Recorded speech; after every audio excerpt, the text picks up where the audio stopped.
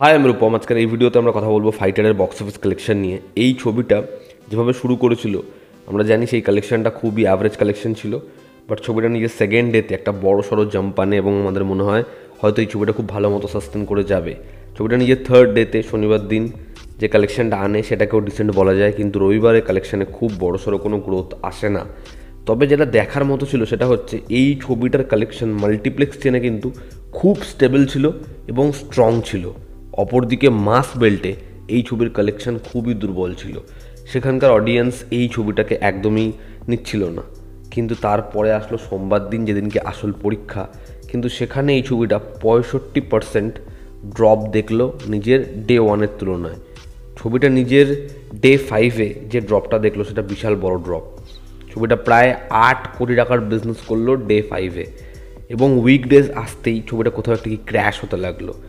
এবার এটুকু পরিষ্কার যে ডে ওয়াইজ এই ছবিটার কালেকশনটা পড়বে, তার কারণ এই ছবিটা শনিবারের তুলনায় রবিবার দিন যে জাম্পটা এনেছিল সেটা খুবই মিনিমাম একটা জাম্প। সাধারণত এরকম ধরনের ছবির ক্ষেত্রে যখন ছবিটা একটা বড় হলিডে পায়, কালেকশানে একটা বুস্ট আসে, সেই বুস্টটা ফাইটারের কালেকশানে আসে না হলিডের পরে। তারপরে ছবিটার কালেকশানে খুব সাধারণ একটা গ্রোথ থাকে, কিন্তু সোমবারের এই ড্রপটা বড় সড়ো ড্রপ, যেখানে এক্সপেক্ট করা হচ্ছিল অ্যাটলিস্ট 10 কোটির কালেকশন করা হবে, এই ছবিটা মাত্র 8 কোটির কালেকশন করে। এবং যেটা অবাক করবার মতো বিষয় সেটা হচ্ছে উইকডেজে গতকাল এবং আজকের যা অ্যাডভান্স বুকিং, যেরকম অডিয়েন্স ছবি দেখতে আসছে, সেখানে মাস পকেটের যে ছবিটার কোনো ড্রপ নেই, উল্টে দিন দিন আরও স্ট্রং হয়ে যাচ্ছে, সেটা হচ্ছে হনুমান।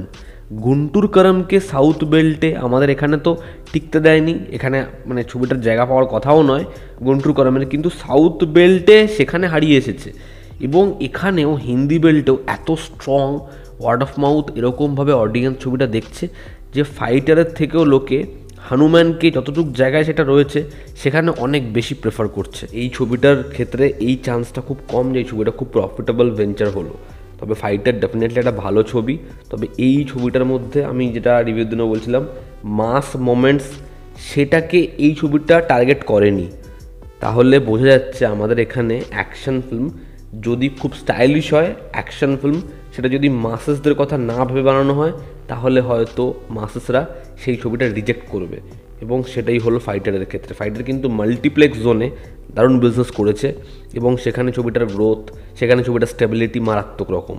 কিন্তু মাস পকেটে এই ছবিটার মানে বি সেক্টর, সি সেক্টর, সেখানে এই ছবিটার অ্যাকসেপ্টেন্স নেই, সেখানে এই ছবিটা অডিয়েন্স টানতে ব্যর্থ হচ্ছে।